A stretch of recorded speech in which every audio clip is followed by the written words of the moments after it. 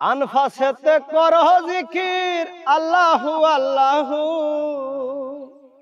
আনফাসেতে করহ জিকির আল্লাহু আল্লাহু, জিকির পররে লা ইলাহা ইল্লাল্লাহু, ও জিকির পররে লা ইলাহা ইল্লাল্লাহু। সকালে আসিয়া তুমি ঘুমে রইয়াছ নৌকায়, সকালে আসিয়া তুমি ঘুমে রইয়াছ নৌকায়, তুই ঘুমে তোর বন্ধু বান্ধব নাও সারিয়া যায়, ওরে তুই ঘুমে তোর বন্ধু বান্ধব নাও সারিয়া যায়, জিকির পড়রে লা ইলাহা ইল্লাল্লাহু, ও জিকির পড়রে লা ইলাহা ইল্লাল্লাহু। সুপ্রিয় দর্শক শ্রোতা, আমরা আছি কক্সবাজার জেলার। কক্সবাজার যাওয়া আসার পথে ঠিক হাইওয়ের পাশেই আমরা প্রায়ই একটি মাজার শরীফ দেখতে পাই। মাজারটি ঠিক টিলার মাঝামাঝি অবস্থানে আছে। আমরা হঠাৎ রাস্তা থেকে নেমে একটু জানার চেষ্টা করলাম যে আসলে এটা কি ঘর না অন্য কিছু। এখানে পাশে লাল পতাকা এবং দান বাক্স দেখার পর মনে হলো যেন একটা মাজার শরীফ হবে। এখানে এসে দেখলাম যে হযরত শাইর ঈসা রহমতুল্লাহ আলাইহির মাজার শরীফ। খাদেম সাহেবের ফোন নাম্বার আছে। আমরা এখন আপনাদেরকে নিয়ে যাব হযরত শাইর ঈসা রহমতুল্লাহ আলাইহির মাজার শরীফে। আমরা যতটুকু জানতে পেরেছি, হযরত শাইর ঈসা রহমতুল্লাহ আলাইহি তিনি পাকিস্তানে জন্মগ্রহণ করেছেন এবং তিনার পিতা এবং দাদা সকলেই সুফি ওলি আল্লাহ ছিলেন। 1900 শতাব্দীর মাঝামাঝিতে এখানে তিনি ওফাত লাভ করেন, এতটুকু জানা গেছে। পাকিস্তান পিরিয়ডে 1964 সালের মতো এমন হবে। আমরা এই পাশে যেটি দেখতে পাচ্ছি উঁচু টিলা, বোঝাই যাচ্ছে যে পাহাড় কেটে রাস্তা বানানো হয়েছিল। এখানেই ওনার রওজা মুবারক ছিল। এই রওজা মুবারককে রাস্তা সম্প্রসারণের জন্য রওজা মুবারকটিকে একটু নিচ থেকে উপরের দিকে উঠিয়ে আনা হয়। মূলত আমরা জানতে পারি, জনশ্রুতি আছে, এই জায়গাটি হচ্ছে ওনার সাধনার জায়গা হিসাবে খুব সুপরিচিত।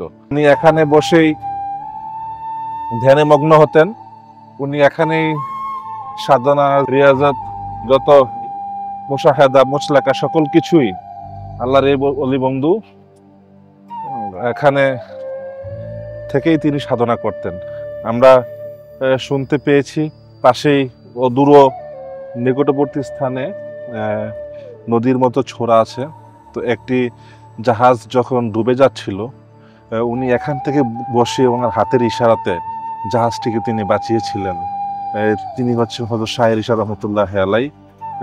ইনি জনশ্রুতি আছে উনি মাইজভান্ডার তরিকার সিলসিলার অন্তর্ভুক্ত ছিলেন। আমরা একটু জানালাটা খুলে হযরত শাইর ঈসা রহমতুল্লাহ আলাইহির ভিতরে রওজা শরীফটাকে দেখবার বা দেখানোর চেষ্টা করব।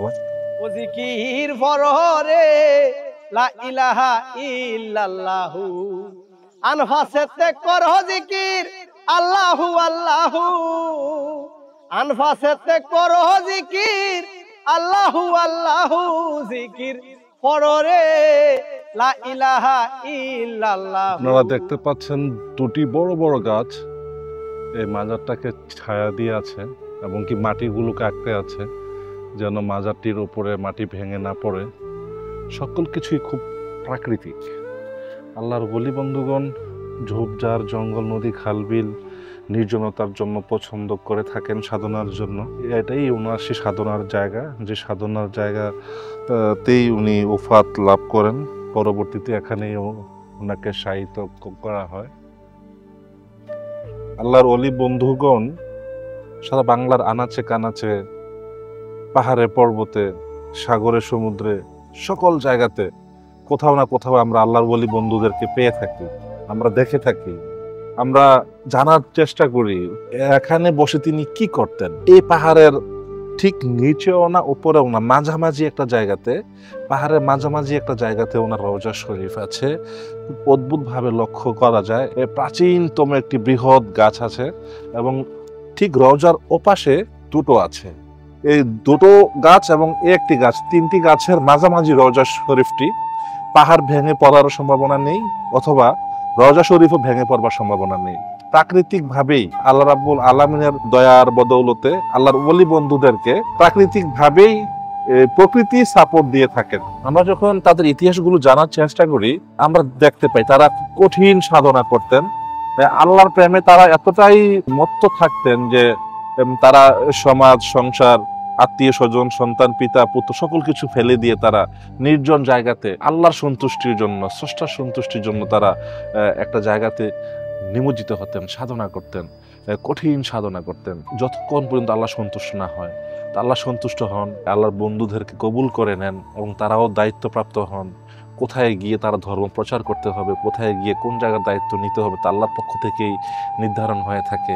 এই আল্লাহর ওলি বন্ধুদেরকে আমরা যারা প্রায় কক্সবাজার যাতায়াত করি, চকরিয়ার আগে দেখবো যে পাহাড়ের ঠিক মাঝামাঝিতে আল্লাহর বন্ধু হযরত শাহির ঈসা রহমতুল্লাহ আলাইহি শায়িত আছেন। তারা জিয়ারত করে যাবেন, খুব সুন্দর সুঘ্রাণ আসে ওনার রওজা মুবারক থেকে। কেহ এসে আগরবাতি মোমবাতি দেয় বলেও মনে হয় না, কিন্তু সুঘ্রাণ আমরা পাই সবসময়।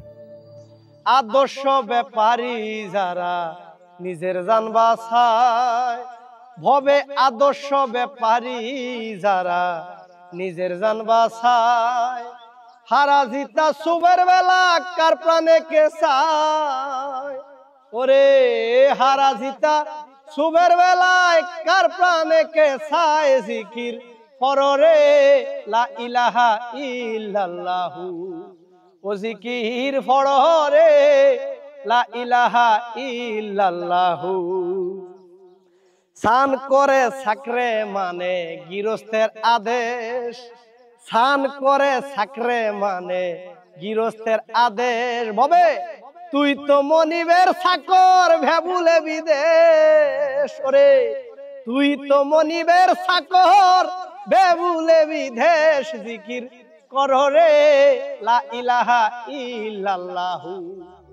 আমরা হযরত শাহির ঈসা রহমতুল্লাহ আলাইহির সম্পর্কে যতটুকু জানি ততটুকু হচ্ছে উনি ফকির ছিলেন। ফকির হচ্ছে যিনি আল্লাহ সম্পর্কে অধিক জ্ঞাত এবং আল্লাহর পক্ষ থেকে অনেকগুলো দায়িত্ব যিনি পালন করে থাকেন, তিনি এখানে স্থায়িত আছেন। জগৎ জুড়েই আল্লাহর ওলি বন্ধুগণ নানান নামে নানান রকমের দায়িত্ব পালন করে থাকেন।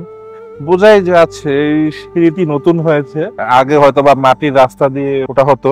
সবচেয়ে রহস্যময় বিষয় হচ্ছে যে এখানে কয়েকটা গাছ এই রওজা শরীফটিকে আগলে রেখেছে। পাহাড় ভেঙে ধসে পড়ছে না, বা রওজা শরীফও ধসে পড়ছে না, বা গাছগুলোও ধসে পড়ছে না। যেন মনে হচ্ছে একজন আরেকজনকে খুব শক্তভাবে আঁকড়ে রেখেছে প্রকৃতিগতভাবেই। আমরা হযরত শাহির ঈসা রহমতুল্লাহ আলাইহির সম্পর্কে আরো যা জানি তা হচ্ছে তিনি এখানেই সাধনা করতেন। পাশাপাশি এখানে এই পাশে অনেক বন্য পশু আছে, হাতি থেকে শুরু করে। এখানে সরকারের পক্ষ থেকেই বন্য প্রাণী সংরক্ষণ অধিদপ্তরের পক্ষ থেকে এখানে একটি অফিস আছে। তার মানে হচ্ছে বন্য পশু, বন্য প্রাণীদের অবাধ যাতায়াত হয় এখানে। হযরত শাহির ঈসা রহমতুল্লাহ আলাইহির নামটিও খুব সুন্দর, শাহির ঈসা রহমতুল্লাহ আলাইহি। উনি এখানে বসতেন, সাধনা করতেন। এই জায়গাটাই ছিল ওনার সাধনার জায়গা। শাহির ঈসা মাজার। কত বছর যাবত এই মাজারটা আছে? খাদেম এখানে 50 বছর হয়েছে। মানে এখানে খাদেম সাহেব আসছে 50 বছর হয়েছে, আর মাজার হয়েছে বহুত আগে পাকিস্তান আমলে।